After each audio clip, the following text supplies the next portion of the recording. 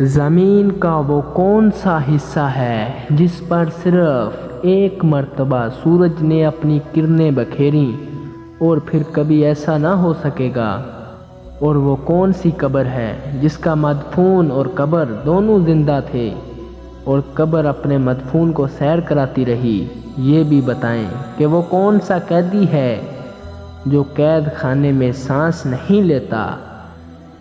اور بغیر سانس لیے زندہ رہتا ہے؟ یہ وہ سوالات تھے جن کے جوابات حضرت عمر رضی اللہ تعالیٰ عنہ نے حضرت عبداللہ بن عباس سے تحریر کروا کر ایک عیسائی بادشاہ کے بھیجے گئے خط کے جواب میں ارسال کیے۔ سوالات کے جوابات کچھ ایسے تھے کہ جس زمین پر صرف ایک بار سورج چمکا وہ زمین دریائے کلزم کی تہ ہے جہاں فرعون غرق ہوا، نیز حضرت موسیٰ علیہ السلام قوم بنی اسرائیل کے ساتھ پار اتر گئے تھے۔ حضرت موسیٰ علیہ السلام کے معجزے سے دریا کا وہ حصہ خشک ہو گیا اور دریا کی تہ کو سورج نے بحکم خدا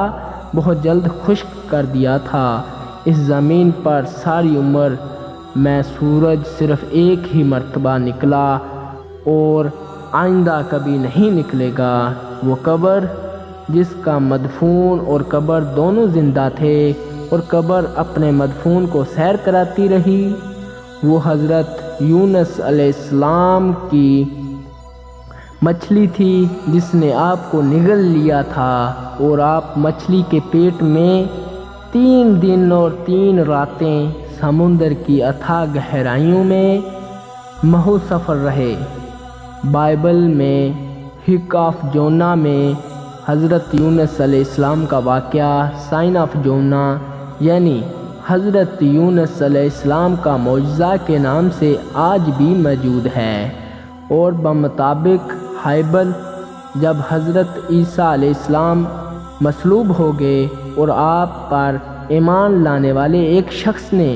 آپ کی لاش کو ایک غار میں دفن کر دیا تو 3 دن اور 3 راتوں کے بعد آپ دوبارہ زندہ ہوئے اور بنی اسرائیل میں آئے تو انہوں نے آپ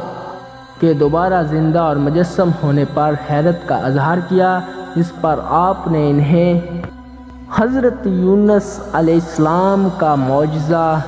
پیش کرتے ہوئے کہا تھا کہ میرا بھی یہ معجزہ ہے کہ جیسے حضرت یونس علیہ السلام مچھلی کے پیٹ میں 3 دن اور 3 راتیں دفن رہے اور مچھلی کے اگل دینے کے بعد زندہ سلامت رہے، اسی طرح میں 3 دن اور 3 رات غار میں زندہ رہا۔ تیسرے سوال کا جواب، جس میں عیسائی بادشاہ نے پوچھا تھا کہ جو قیدی قید خانے میں سانس نہیں لیتا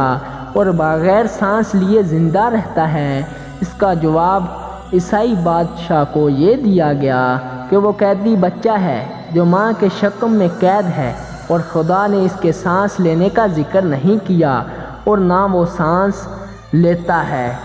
اور پھر بھی وہ زندہ رہتا ہے۔ عیسائی بادشاہ یہ جوابات دیکھ کر حیران رہ گیا اور بولا کہ یہ جوابات سوائے نبی یا اس کی دی گئی تعلیمات کے نتیجے میں ہی ممکن ہو سکتے ہیں